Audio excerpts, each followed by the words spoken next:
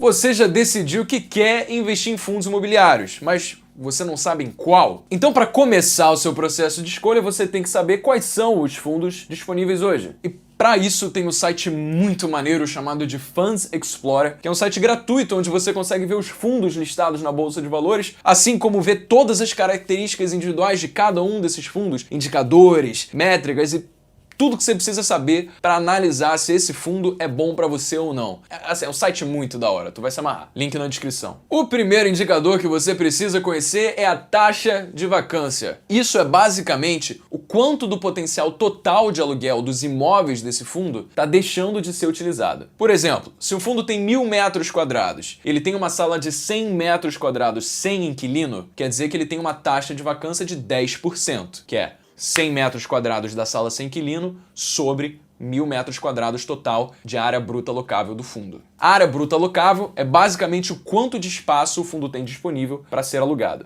A vacância é um dos dados mais importantes para analisar um fundo imobiliário, porque taxas de vacância baixa significam mais inquilinos pagando aluguel e, portanto, mais rentabilidade para os cotistas. Além de que podem ser também um sinal indireto de boa gestão do fundo e boa localização, já que imóveis que têm essas características dificilmente têm uma alta taxa de vacância. E apesar de ser importante você analisar a taxa de vacância atual do fundo, mais importante é você ver o histórico de vacância desse fundo, por um longo período de tempo. Porque assim você vai ter uma visão boa sobre como é a vacância desse fundo na média, e não só no momento em que você está analisando o fundo. Vai que o presente agora é um ponto fora da curva em relação ao passado. No Funds Explorer, você pode encontrar o histórico da taxa de vacância dos fundos clicando no nome do fundo na página principal. Ou você pode comparar a vacância desse fundo com qualquer outro fundo, indo lá na parte superior da tela e clicando em Ranking, onde vai ser aberta uma tabela com vários dados e métricas e essas coisas aí que você ainda não sabe. E deslizando para a direita, você vai ver a vacância atual desse fundo comparado com todos os outros que estão ali.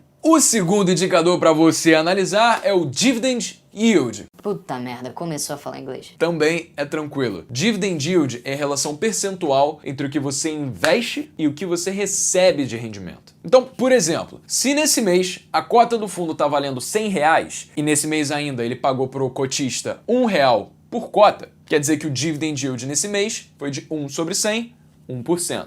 Ou seja, é quanto você recebe de aluguel sobre o quanto você paga para virar cotista do fundo. Eu particularmente prefiro ver o Dividend Yield acumulado no ano, porque ele dá uma noção melhor sobre a estabilidade de performance do fundo, eliminando aí a possibilidade de eu estar vendo aquele único momento em que, sei lá, o fundo pagou bem. Daí, para saber o Dividend Yield acumulado no ano, você pega todos os rendimentos pagos por uma cota ao longo desse ano e divide pela cotação atual. Usando ainda esse mesmo exemplo de antes, vamos só considerar que a cotação do fundo não variou ao longo do ano e que ele sempre pagou R$1 por mês. 12 meses vezes R$1 por mês é igual a R$12 no ano, que divididos por 100, que é o valor atual da cota, vai te dar 12% de Dividend Yield acumulado ao longo do ano. Para ver o Dividend Yield acumulado nos últimos 12 meses lá no Funds Explorer, volta lá naquela tabela onde está escrito Ranking, que vai ser a coluna onde está escrito DY, abre parênteses, 12 meses acumulado. E todos esses outros milhões de DY você pode tirar só indo lá naquela parte no canto superior direito onde está escrito todas as colunas e desmarcar tudo isso que você não quer. E olha que maneiro! Se você clicar em DY12M acumulado, a tabela vai se ordenar sozinha em ordem de maior Dividend Yield para menor Dividend Yield. Isso é uma coisa que você pode fazer com todas as outras métricas que o Funds Explorer dispõe aí para você. Tá indo muito rápido essa parada, não é possível. Indicador número 3 é o P sobre VPA. Beleza, esse nem sílaba tem. Relaxa, que esse é mais fácil ainda. P é simplesmente o preço da cota do fundo hoje. E VPA significa valor patrimonial por ação. Ação? Sim, ação, porque esse também é o indicador usado para analisar empresas negociadas na bolsa. Daí, quando foram trazer esse indicador para ser usado em fundo imobiliário, esqueceram de mudar o A pelo C.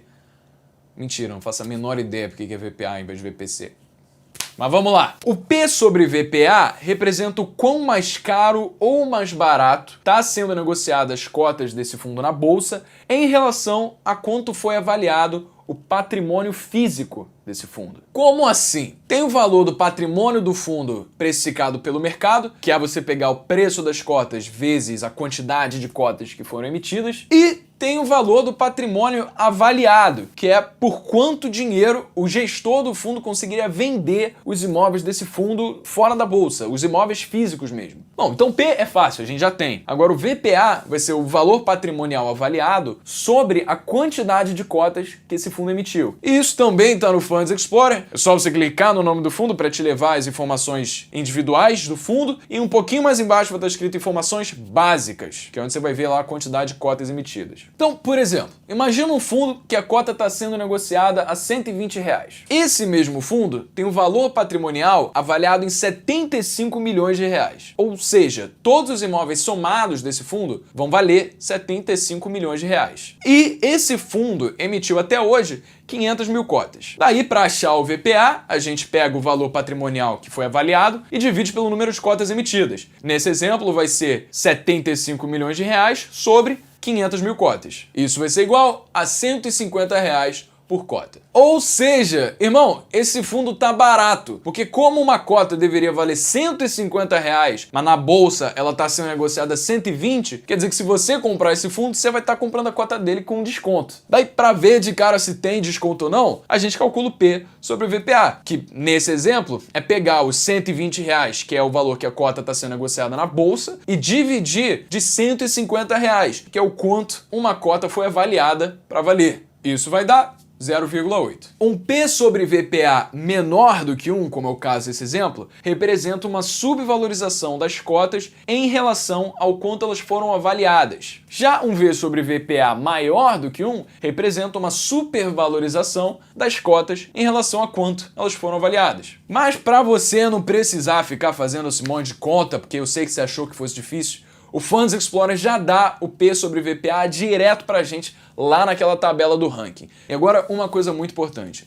Normalmente, cotas que estejam sendo negociadas abaixo do valor em que elas foram avaliadas podem representar uma oportunidade, mas também elas podem ser um indicativo de que esse fundo tem graves problemas estruturais ou pontuais que estejam acontecendo. Assim como um P sobre VPA maior do que 1 pode sim representar uma compra mais cara, que talvez não valha a pena, ou pode simplesmente representar uma precificação futura do mercado com a expectativa de que o gestor vá comprar novos imóveis e, com isso, adquirir novos inquilinos que vão pagar mais aluguel e vão aumentar a sua rentabilidade. Então, nunca deixe de ver todos os indicadores. Eles não podem ser vistos isoladamente. E o quarto indicador para a gente olhar é a liquidez. Esse, para a gente entender, é com certeza o mais tranquilo. É simplesmente a facilidade que o fundo te dá de você vender suas cotas. Mas como é que você mede essa facilidade? Através do número de cotas negociadas, seja no mês, seja no ano,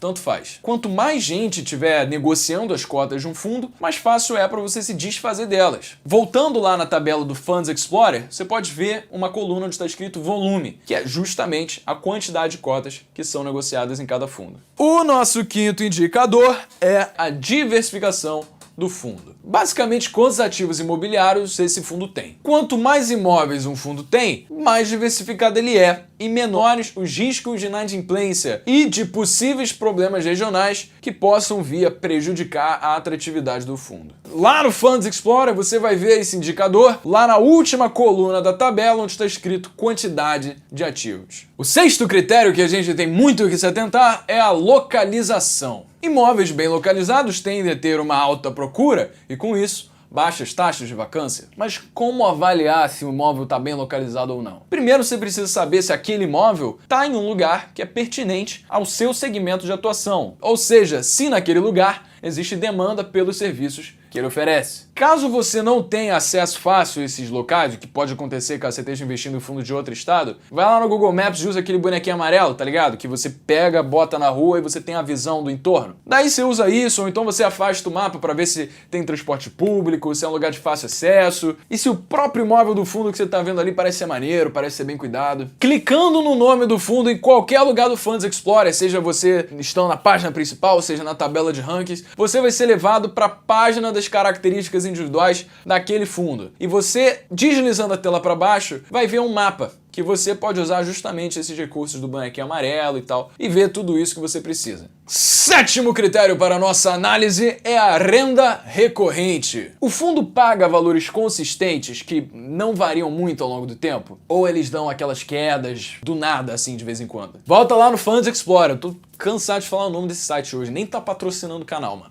Isso que é foda. Volta lá no Funds Explorer, desce um pouquinho na página do fundo que você tá olhando, vai estar escrito dividendos, onde você vai ver um histórico de pagamento desse fundo para os seus cotistas. Nesse histórico você vai ver informações referentes aos últimos 12 meses e lá você pode analisar se ele fica constante, bonitinho, como você espera, ou se ele dá umas coisas meio doidas. Agora, novamente, não usa esse indicador sozinho para sua análise, porque pode acontecer do fundo emitir mais cotas e dar elas para os seus cotistas. Então, por exemplo, para cada 4 cotas que você tenha, o fundo te deu mais uma cota, então você ficou com 5. Mas você não ganha nem perde dinheiro com isso, porque isso foi feito para reduzir o preço da cota que é negociada na bolsa e também aumentar a liquidez do fundo, porque quanto mais cota tem, espera-se que mais líquido ele seja. Daí, nesse caso, o gráfico vai mostrar uma queda no pagamento dos dividendos, o que é verdade se você considerar o preço que está sendo pago de dividendos para uma cota. Só que, como todo mundo ganhou mais cota, no final das contas está tudo igual. Daí, quando você vê isso, você tem que checar o dividend yield, porque ele não vai mudar nesse cenário. Tá vendo?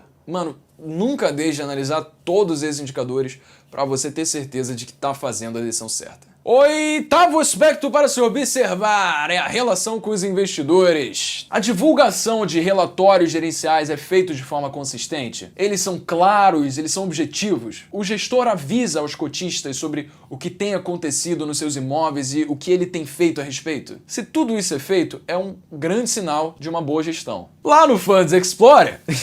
tem uma parte lá embaixo na página do fundo que você está vendo de todos os relatórios mais recentes divulgados pelos gestores desse fundo, assim como os avisos aos cotistas, comunicados, tudo do mais recente está lá. Nono e penúltimo critério de análise, então estamos chegando, mano. Renda média anual real acima dos títulos públicos. Fundos de investimento imobiliários são investimentos de renda variável, ou seja, eles apresentam um risco muito maior do que os investimentos de renda fixa. Então, não ia fazer muito sentido você escolher um fundo que historicamente tem performado pior do que investimentos muito mais seguros da renda fixa. Em muitos relatórios divulgados pelos gestores de alguns fundos, isso já é feito. Não são todos que fazem, mas bastantes fazem. Para calcular a performance do fundo em relação a outros investimentos de renda fixa, você tem que considerar a valorização que as cotas tiveram no período de tempo que você está analisando, mais os rendimentos que você recebeu do fundo ao longo desse período de tempo. Daí, no grosso, é só você pegar a porcentagem de valorização dessas cotas e somar com o dividend yield desse mesmo período de tempo. Por exemplo, que eu sei que sem exemplo a gente não entende nada, dia 1º de janeiro de 2019, você investiu R$100 em um fundo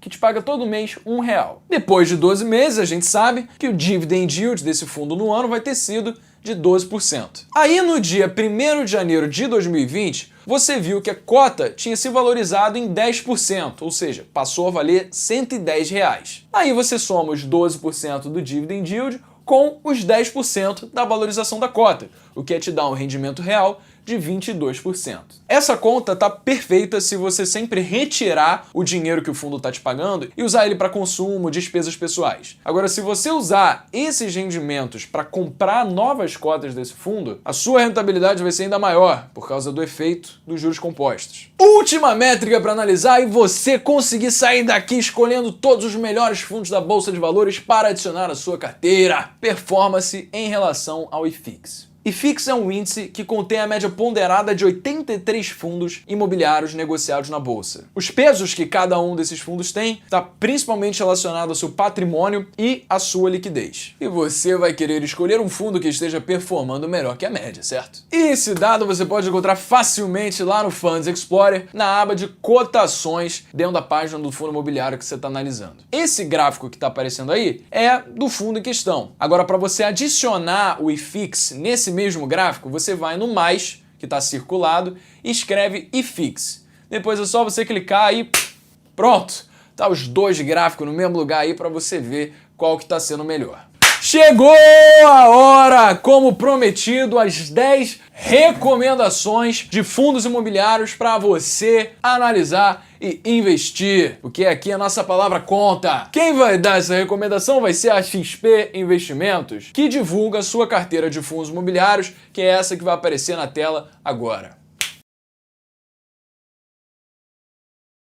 Essa informação é aberta, pode ser acessada por qualquer um e o link para essa mesma página que você viu aqui tá na descrição do vídeo aqui embaixo. Teve gente que pediu para eu, Breno, fazer recomendações, mas o conteúdo que eu passo aqui é única e exclusivamente para te informar sobre essas várias possibilidades de investimentos em finanças e economia, nunca para escolher por você onde você deve colocar o seu próprio dinheiro. Eu não tenho patrocínio de nenhuma empresa, não tenho patrocínio da XP, nem da Funds Explorer, e eu não ganho nenhum centavo para fazer esses vídeos. Eu faço eles porque é o que eu gosto de fazer para ajudar outras pessoas. E o que você pode fazer para retribuir é deixar o like nesse vídeo, se inscrever, compartilhar com todo mundo que você acha que vai se beneficiar do conteúdo, porque quanto mais gente se engaja com likes, com inscrições, até salvar o vídeo, mais o YouTube entende que esse é um vídeo bom para ser divulgado na sua plataforma. Então ele mostra esse vídeo para mais pessoas.